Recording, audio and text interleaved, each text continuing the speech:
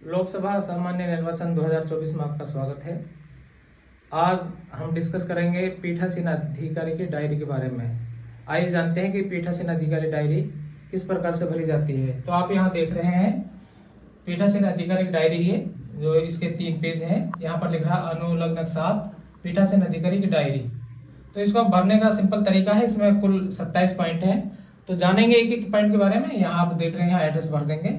Address भरने के बाद सबसे पहले जो इसका पॉइंट है कि मतदान केंद्र में निम्नलिखित में से कहाँ स्थित है, यानी जो हमारा मतदान केंद्र है सरकारी बिल्डिंग में, निजी भवन में या स्थायी में। तो जहां पर भी वहाँ टिक लगा देंगे। ज्यादातर सरकारी शासकीय बिल्डिंग होती है तो यहाँ पर टिक का निशान लगा देंगे।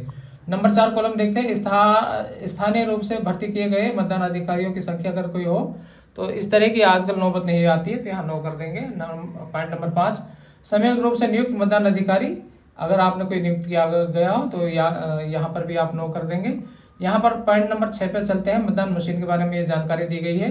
उपयोग में लाई गई कंट्रोल यूनिट की संख्या 01। उपयोग में लाई गई कंट्रोल यूनिट की क्रम संख्या, ये जो कंट्रोल यूनिट का एड्रेस टैग है वहां पर इसकी क्रम संख्या लिख रही होगी। यहाँ पर जो दिखाएगा एज ए एग्जाम्पल है, तो यहाँ पर वो क्रम संख्या लिख देंगे। उपयोग में लाई गई मतदान यूनिट यानी बैलेट यूनिट की संख्या वो 01, और उपयोग में लाई गई मतदान यूनिट की क्रम संख्या वो यहाँ पर आपको लिखनी है। ठीक है। उसके बाद में उपयोग में लाए गए पेपर सीलों की संख्या, पेपर सील 01, और उपयोग में लाई गई पेपर सीलों की क्रम संख्या, वहां पर आपको जो यूज की है उसकी क्रम संख्या लिखनी है। यहाँ पर पर्दाए किए गए स्पेशल टैग, यानी आपको 2 दिए जाएंगे, और पर्दाए किए गए स्पेशल टैग की क्रम संख्या आपको यहाँ दोनों की अलग अलग खोलनी है। तो यहाँ 72 41 73, 72 41 74 है। यहाँ पर उपयोग में लाए गए स्पेशल टैग, उसकी एक आपने उपयोग किया, एक आपके पास बच गया। उपयोग में लाए गए स्पेशल टैग की क्रम संख्या वो यहाँ पर आपको खोल दिया, 72 41 73 वाला आपने यूज किया है। उपयोग में न लाए गए वापस किए गए स्पेशल टैग एक बच गया, उसकी क्रम संख्या आप यहाँ पर खोल देंगे, 72 41 74 है। यहाँ पर ये पॉइंट पूरा हो गया। पॉइंट नंबर 7 की तरफ देखते हैं। जिन मतदान केंद्रों पर वीवीपैट प्रयोग में लाया गया उनके लिए ये पॉइंट है। नंबर 1, उपयोग में लाए गए वीवीपैट अगर आपने एक इस्तेमाल किया तो 01, और अगर एक से ज्यादा इस्तेमाल किया तो वहां भी इनकी संख्या आ जाएगी। वीवीपैट की क्रम संख्या उसके एड्रेस टैग पर लिख रहा होगा, यहाँ उसे क्रम संख्या लिख दें। पॉइंट नंबर 8 बहुत इंपॉर्टेंट है। ऐसे अभ्यर्थियों की संख्या जिन्होंने मतदान केंद्र पर मतदान अभिकर्ता नियुक्त किए गए हैं। तो यहाँ पर मान लो फॉर एग्जाम्पल आपके यहाँ नोटिस सहित 15 उम्मीदवार हैं, तो 14 अभ्यर्थियों ने अपना एक एजेंट यहाँ बनाया है, यहाँ 14 आ जाएगा।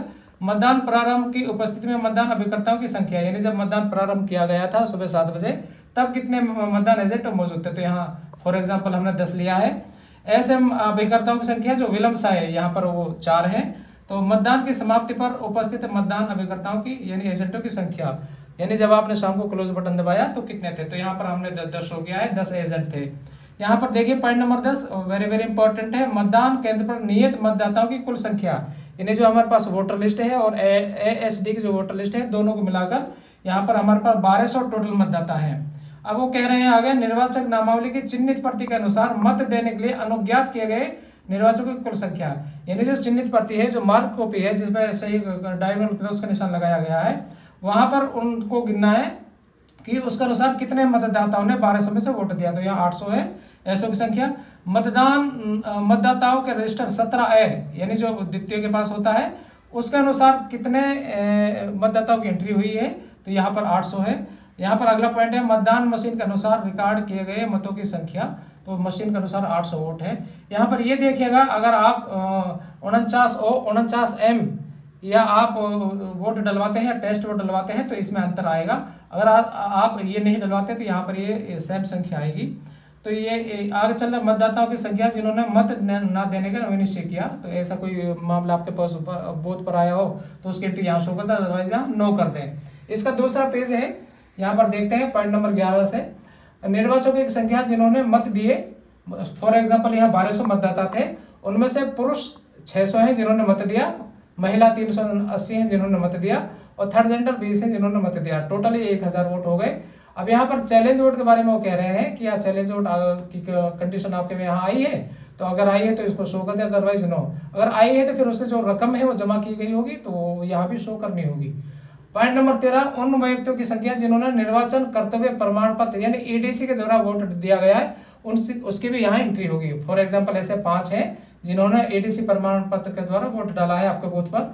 यहाँ पर पॉइंट नंबर 13 है प्रवासी मतदाताओं की संख्या। अगर आपके बूथ पर है तो वहां पर संख्या लिखें, अदरवाइज यहाँ नील कर दीजिए। ऐसे मतदाताओं की संख्या जिन्होंने साथियों की सहायता ली, यानी कोई ऐसा बुजुर्ग महिला या पुरुष आता है जो जिसको सहाय की आवश्यकता होती है, तो उसके लिए कॉलम है। तो यहाँ पर अगर कोई आता है तो उसको यहाँ शो कर दिया, अदरवाइज यहाँ नील आ जाएगा। परोक्षी मतदाता अगर आपके बूथ पर है तो वहां उनकी संख्या आ जाएगी जिन्होंने वोट कास्ट किया, अदरवाइज यहाँ नील आ जाएगा। निवेदित मतपत्रों की संख्या अगर आपके बूथ पर इस तरह की कंडीशन आती है तो यहाँ पर शो करेंगे, अदरवाइज यहाँ भी नो कर देंगे। पॉइंट नंबर 17 में देखिए निर्वाचकों की संख्या जिनसे उनकी आयु के बारे में घोषणा ली गई हो, यानी आपको लगता है 18 साल की उम्र नहीं है और वो वोट डालने के लिए आया तो उससे आप एक घोषणा लेंगे। अगर घोषणा कर देता है तो उसकी यहाँ संख्या आएगी, अदरवाइज नो यहाँ आ जाएगा। या ऐसे भी हो सकता है उन्होंने घोषणा करने से मना कर दिया हो तो उसकी संख्या आ जाएगी। अगर ऐसा मामला नहीं आता है आपके बूथ पर तो यहाँ पर भी नील आ जाएगा। पॉइंट नंबर 18, क्या मतदान स्थगित करने की आवश्यकता? यदि ऐसा था तो क्यों स्थगित किया, उसका कारण आपको लिखना पड़ेगा। अगर नहीं है तो यहाँ पर एक लाइन लिख दें, मतदान शांतिपूर्ण संपन्न हुआ। ठीक है, अगर आपका बूथ सही चल रहा है। यहाँ पर ये देखिए पॉइंट नंबर 19 बहुत इंपॉर्टेंट है। प्रत्येक 2-2 घंटे का इसमें आपको वोट शो करने हैं। 7 बजे से 9 बजे तक फॉर एग्जाम्पल 70 वोट पड़े और उसके बाद 9 बजे से 11 बजे तक आपके वोट 100 पड़े, 70 पहले पड़ गए थे तो 170 हो गए। उसके बाद आपका 11 से 1 बजे तक 200 वोट पड़े, 170 पहले थे तो यहाँ 370 हो गए। 1 बजे से 3 बजे तक 230 वोट पड़े, 370 आपके पहले थे तो 600 वोट हो गए। 3 बजे से 5 बजे तक आपके 400 वोट डले और 600 पहले थे तो 1000 वोट हो गए। इस तरह ये 2-2 घंटे की आप यहाँ पर लिखेंगे और सेक्टर ऑफिसर को भी ये विवरण आप नोट कराएंगे और ऐप के माध्यम से भी आप वोट परसेंटेज 2-2 घंटे की देते रहेंगे।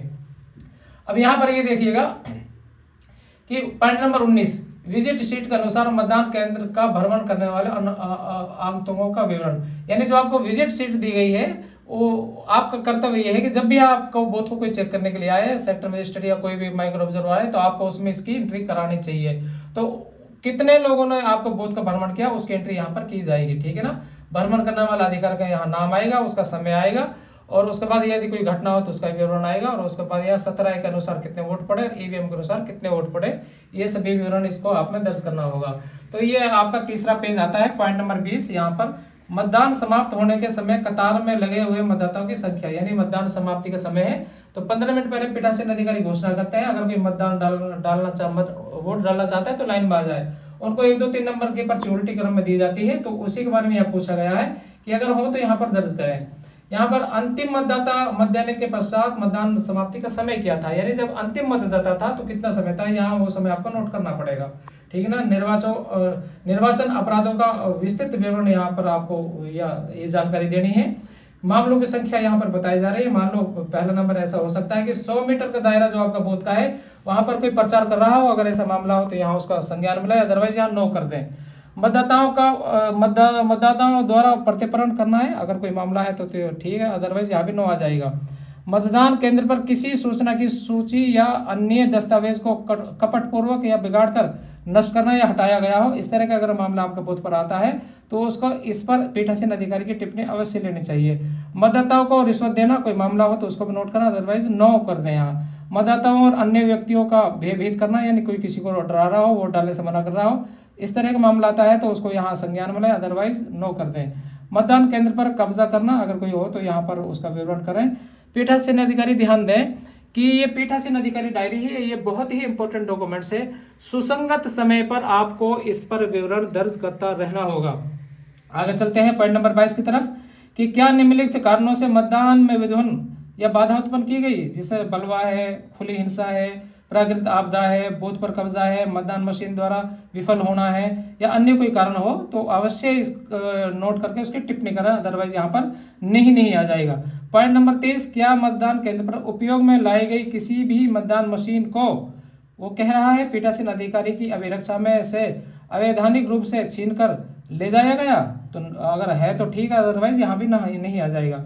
पीठासीन आकस्मिक या जानबूझकर गायब या नष्ट कर दी गई, अगर जाहिर सी बात है पुलिस फोर्स रहता है, इस तरह की कंडीशन नहीं आती तो यहाँ भी नहीं कर दें।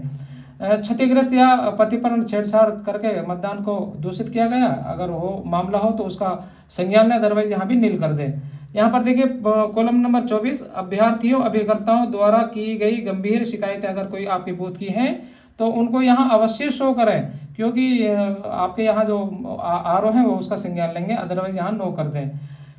विधि यथा व्यवस्था को भंग करने संबंधी मामलों की संख्या अगर कोई हो तो यहाँ उसको दर्ज करें।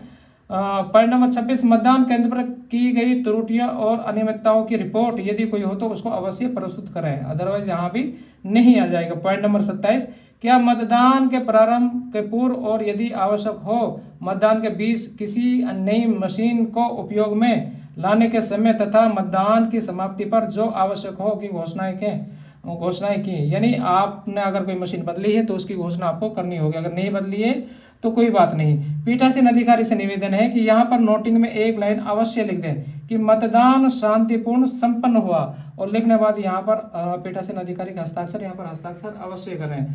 ये है डायरी, बहुत इंपॉर्टेंट है, तो इसको आप बिल्कुल ही सावधानी पूर्वक भरें और भरने के बाद उसको जमा करें।